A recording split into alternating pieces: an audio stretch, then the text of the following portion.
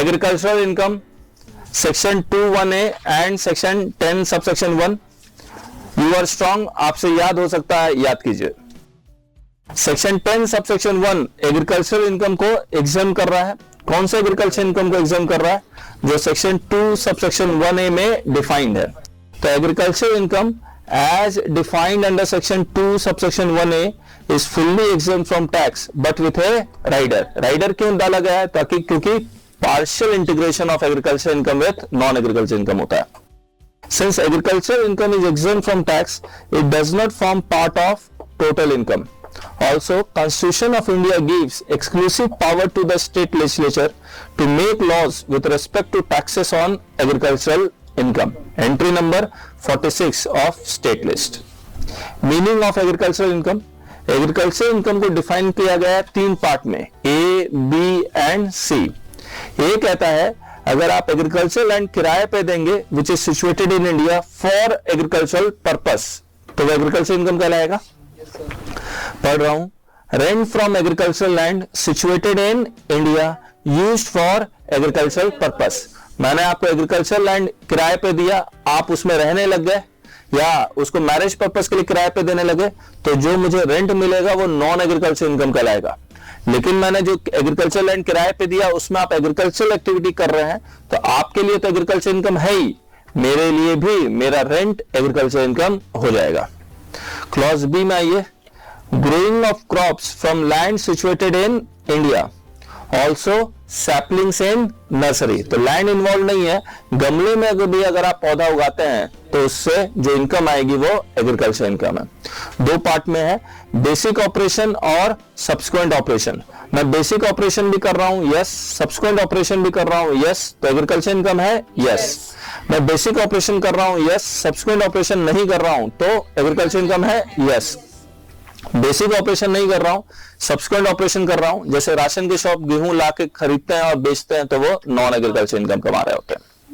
C, rent from building situated in the immediate vicinity of agricultural land. और ये agriculture land कहां situated नहीं होना चाहिए? अर्बन एरिया में सिचुएटेड नहीं होना चाहिए, वहां लिख लो। Rent from building situated in the immediate vicinity of agriculture land, अच्छा लिखा हुआ है, situated in India and use for agriculture purpose and not situated in urban area. Urban area का डेफिनेशन हमने आपको बताया ही था, म्युनिसिपल लिमिट से 2 किलोमीटर, 6 किलोमीटर और 8 किलोमीटर इन स्ट्रेट डिस्टेंस, जैसे कौवा फ्लाई करता है। एक्सेप्शन,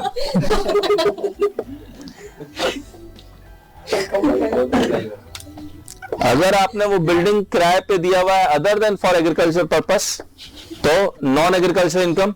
अगर अर्बन एरिया का एग्रीकल्चर बिल्डिंग किराए पे दिया हुआ है तो भी non agriculture income. Next, computation कैसे करेंगे एग्रीकल्चर इनकम का? बोला ए वाला कंप्यूटेशन होगा अदर सोर्सेस में, सेक्शन 56 to 59 अप्लाई हो जाएगा। रेंट फ्रॉम एग्रीकल्चर लैंड, उसमें लेस क्या करेंगे? Taxes on land, collection charges, तो अदर सोर्सेस आएगा किसका? एग्रीकल्चर इनकम वाला। अगर बी क्लॉज में है तो उसका कंप्यूटेशन कैसे करेंगे? Under the head business, section कौन सा एप्लीकेबल होगा? 28 से लेकर 44 डी। सेल ऑफ क्रॉप्स, इस क्रॉप्स को उगाने के लिए, बेचने के लिए जितने भी खर्चे हैं वो सारे माइनस हो जाएंगे। Less all business expenses, salary, irrigation expenses, depreciation, तो जो माइनस करके आएगा बिजनेस इनकम कौन सा वाला? एग्रीकल्चर इनकम वाला। और क्लॉज सी में आएगा तो computation under the head income from house property, section 22 से लेकर 27 हाउस प्रॉपर्टी के तरह इसका कैलकुलेशन करेंगे। ग्रॉस एनुअल वैल्यू, इसमें लेस क्या करेंगे? Municipal tax. एनएवी लेस क्या करोगे? Standard action. लेस क्या करोगे? Interest on borrowed capital. तो हाउस प्रॉपर्टी आएगा कौन सा? एग्रीकल्चर इनकम वाला। फिर तीनों एग्रीकल्चर इनकम को जोड़ देना, तब जाके उसका पार्शियल इंटीग्रेशन होगा।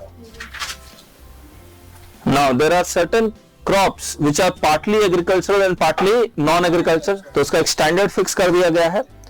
मैन्युफैक्चर ऑफ रबर का 65% एग्रीकल्चर, 35% नॉन एग्रीकल्चर, और मेजर पार्ट को एग्रीकल्चर माना गया।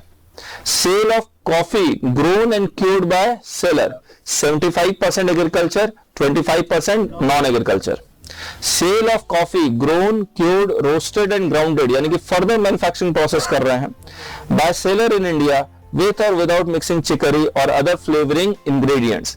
60% agriculture, 40% non-agriculture. Growing and manufacturing tea in India, 60% agriculture, 40% non-agriculture. Now, partial integration, computation of tax if SSC is earning both agricultural income and non-agricultural income. Conditions क्या है? जिसको slab rate applicable होता है उसी को ये applicable होगा. The SSC is an individual HUF, AOP, BY or artificial juridical person. दूसरा, non-agricultural income, that is normal income exceeds basic exemption. तीसरा, agricultural income exceeds 5,000. तो कैसे करेंगे compute tax? Tax on non-agricultural income plus agricultural income at slab rate. इसमें less करेंगे tax on agricultural income plus basic exemption at slab rate. अगर basic exemption कितना add करोगे? 2 lakh. Resident senior citizen में 2,50,000, resident super senior citizen में 5 lakh. Tax आ जाएगा A - B.